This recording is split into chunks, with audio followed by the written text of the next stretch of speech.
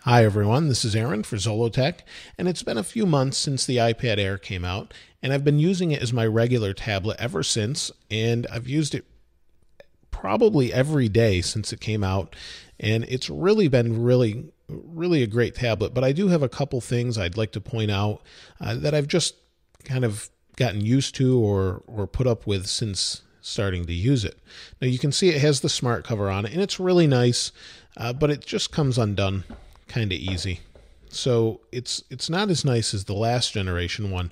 I actually have a third generation iPad here, and you can see that it's got the leather cover on it, and it's a really nice cover. This just seems to adhere a little bit better to the iPad.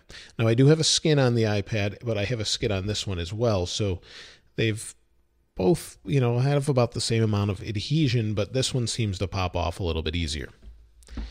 Now, this iPad is incredibly thin, and obviously that's why they gave it the name iPad Air, but it also feels a little bit flimsy. It's incredible every time I pick it up how thin it is, but I can actually arc the whole tablet if I just twist a little bit. Now, normally you're not going to be doing that, but it's just something I noticed. The other thing I noticed here is the screen. Now, the screen is Gorilla Glass or super hard glass, but if I tap on it, it sounds hollow and plasticky. And other people I've handed it to also kind of get that feeling from it. If I compare it to the third generation iPad, which is the same basically as the fourth generation, it's just got a heavier duty feel to it.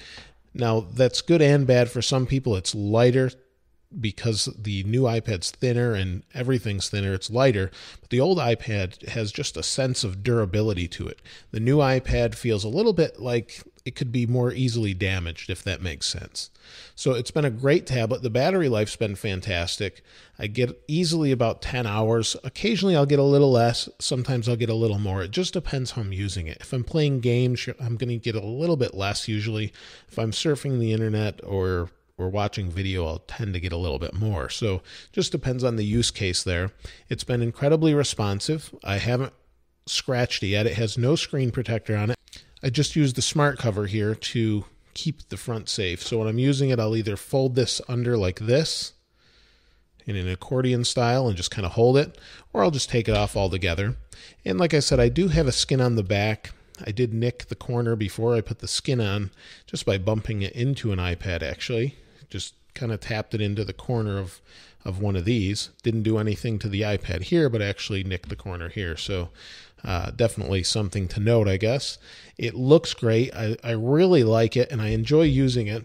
And I'm amazed how nice it is to hold. And it's kind of like holding a thin magazine in the hand. And I really enjoy using it because of that.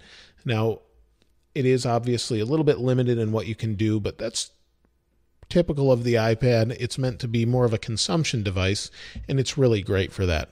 I get asked all the time if I'd recommend it for students in place of a laptop, and honestly, I'm going to be doing a different video series on that. I'm not really sure that I would recommend this in place of a laptop.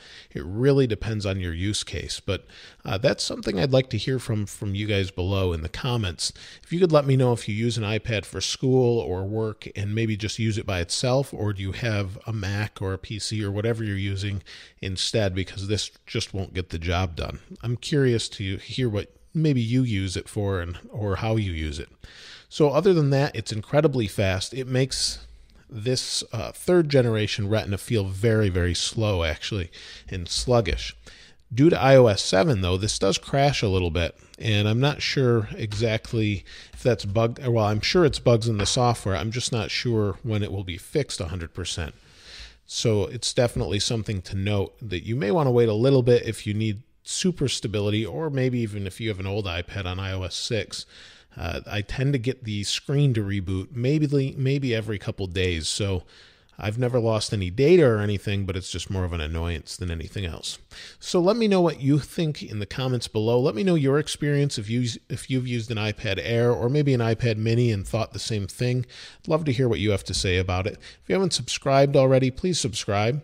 As always, thanks for watching. This is Aaron. I'll see you next time.